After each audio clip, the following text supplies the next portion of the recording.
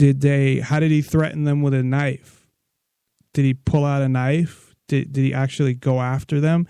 Because it doesn't say he came after them with a knife, that he tried to stab them. It said he threatened them with a knife. So, and then they just shot him. But that's okay because he was on some list, I think. So if you're on that list, fuck, you can do whatever you want. They're already talking about if you're on one of their lists that you shouldn't be able to pass a background check to get a gun, even though they've been talking about this for years. But I think there's an actual bill in Congress now from douchebag Schumer that there is what they want to do is if you're on any certain terrorist watch list or certain list that you can't buy a gun. But they just add you to the list. So there's no due process there. There's just, we put you on this list. If they don't want you to have a gun, they can put you on the fucking list that way too. So if there's no process they go through to determine that that person shouldn't have a gun, they just add people to a list based on their so-called intelligence or what they think or what they have supposedly come up with, that then you can't get a gun. So there's a bill right now in Washington where they're trying to do that. But they have mentioned that. Obama mentioned that before. Like, well, you could be, if you're on a no-fly list, you shouldn't be able to get a gun. Well, how do you get on a no-fly list? Do you go to court and actually have a hearing that says they have some type of information that you shouldn't be able to fly? No. They just put you on a fucking list. So again, I go back to, are you more worried about being put on a fucking list and not being able to get a gun or not being able to fly, or about what's going on in the Middle East or a World War III? I mean, if it was a World War III that actually came to the U.S. and was on U.S. soil, but the same thing, I mean, I think the likelihood of that is, very unlikely. And the U.S. government continuing to ramp up what they're doing is very likely, and they have done it since what happened in France. So I'm going to take a break. There was, I haven't listened to this, but there is a clip about the Saudi Arabian-U.S. relationship. So I haven't heard this, but I want to play it to see what they actually talk about in this. So I'm going to play this during the break, and then when we come back, I'll talk more about the security state and get into the things they're doing and the things that have already gone on, and how you can be more scared of a so-called terrorist attack than the United States government, and why you would trade your freedom for security, because I don't get that.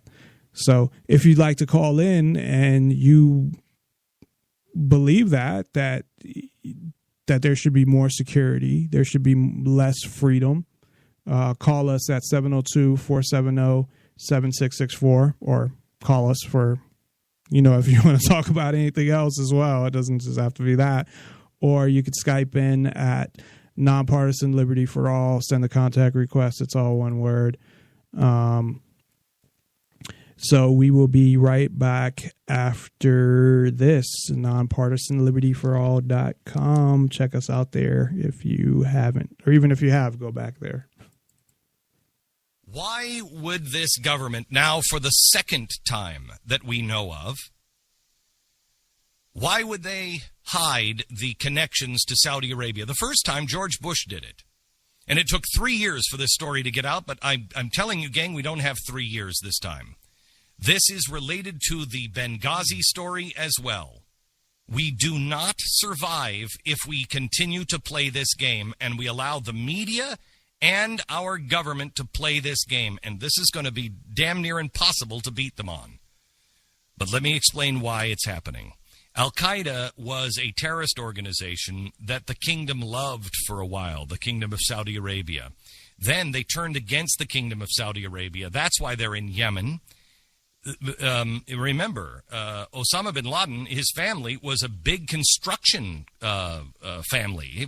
Loads, very wealthy, loads of money in Saudi Arabia. He left the country and really became the world's #1 terrorist. But he was, if you remember right, he hated Saudi Arabia. Thus comes the United States of America to the aid of the Saudis. We used Osama bin Laden and Al-Qaeda to help destroy the Russians. And we learned a lot in that conflict. We kind of liked that. But Saudi Arabia liked it too because, remember, that's their enemy. They don't want Al-Qaeda in Saudi Arabia either. And so they like it if we're going after them. And so we've made an agreement. This is my speculation. We've made an agreement. All the terrorists, the really nasty, much worse than Al-Qaeda, Wahhabism is really bad. Saudi Arabia is cool with that because they haven't turned on Saudi Arabia. So the Wahhabis are in Saudi Arabia, and no one, don't you dare look into Wahhabism. What, are you a conspiracy theorist? Don't you dare look into somebody who talks about a caliphate with the Muslim Brotherhood. What, are you a conspiracy theorist? Because those guys are from Saudi Arabia. Now, people will say Saudi Arabia banned the Muslim Brotherhood. I got news for you. The House of Saud bans every political organization. The House of Saud has no competition. So yes, did they ban them? Yes, they ban everybody in Saudi Arabia.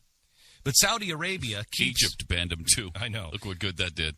Saudi Arabia keeps Iran in check. It keeps Israel in place because that's our deal.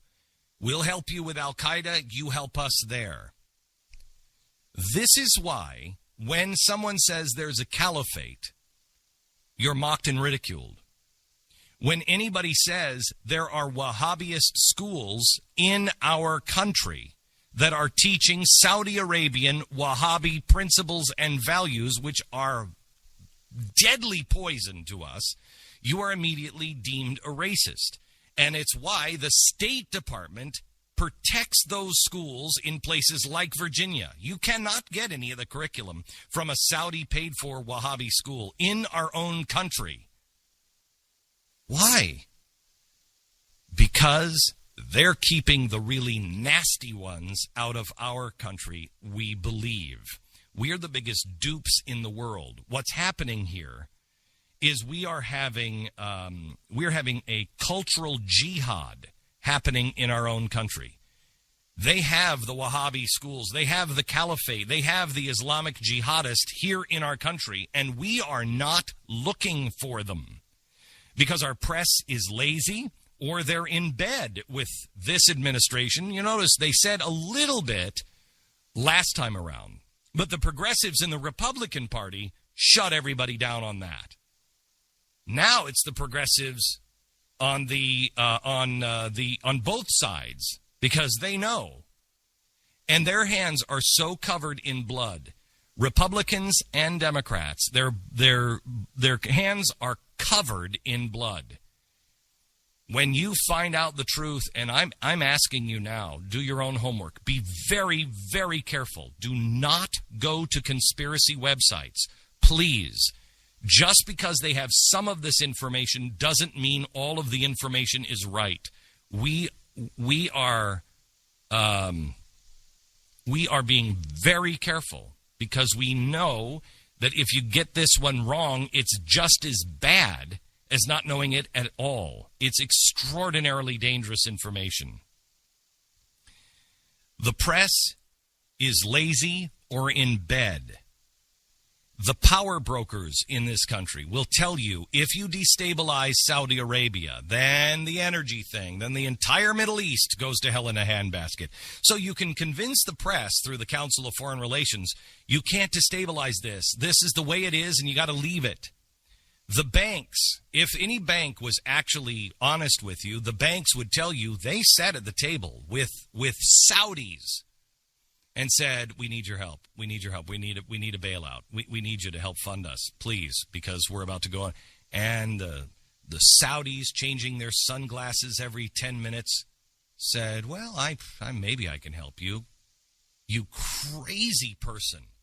And I mean the banks. What are we doing getting into bed with those guys? Saudis are on our investments.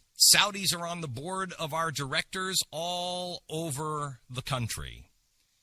And when they don't infiltrate that way, they infiltrate through CARE and the Muslim Brotherhood. And that's the way it works.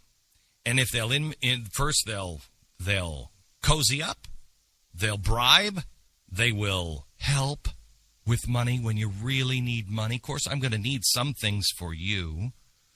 They'll make the really important oil thing. We don't need your oil.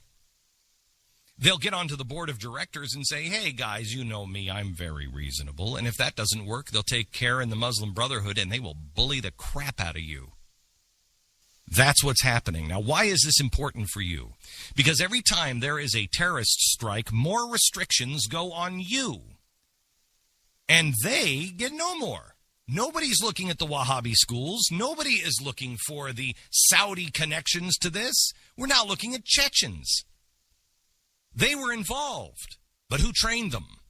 Why is the Saudi on the plane if he's not gone already? As they're talking about regulating your gunpowder now and your guns, while they are taking this Chechen, who is no longer a Chechen but an American citizen, and they're saying, we're not going to Mirandize you, while they're violating those rights, they are setting a precedent. This isn't about his rights. This is about your right. They are setting the precedent that we did it with him. What makes you so special and so unique? There is growing power every day that goes by. More restrictions on you. Less on them. Growing power for CARE and the Muslim Brotherhood.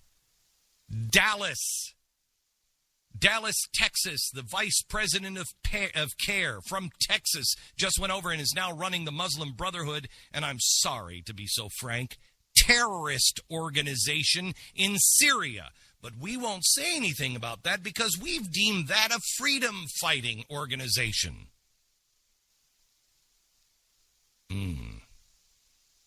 Are they wearing uniforms?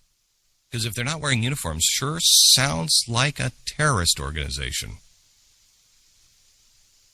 Maybe this week I'll start telling you exactly what that terrorist organization is involved in Syria. I'm not making kissy face with Syrians. The Syrian government is brutal, awful, but we are in bed with the Muslim Brotherhood. And this is a terrorist organization. And the point of this is a guy and his little school teacher wife lived here in Dallas, Texas for years and years. He was wearing a suit every day. And now he is plotting terrorist activity. And he was here while we were running guns over to that same organization from Benghazi. Why does this make a difference to you? Because as more restrictions are put on you and less on them, and your rights are going away, and there's growing power for CARE and the Muslim Brotherhood, what are they teaching your kids in school? What are they teaching them about Christianity? What are they teaching them about Islam? What are they teaching them about CARE? Who is responsible for some of the things that are being taught? Is it CARE? Is it the Muslim Brotherhood? Is there any agenda there? You don't know. I don't know. It didn't go through any vetting. It's just Common Core. Put it in. Meanwhile, our borders are wide open. Our borders are wide open. Ask anybody who lives in a border state. Ask anybody from the Border Patrol. Ask them about other than Mexicans, OTM, other than Mexicans. Ask them about that. We find prayer rugs. We find jihad brochures. And nobody says a word. Why? Why? Because most of it is funded by Saudi Arabia. And meanwhile,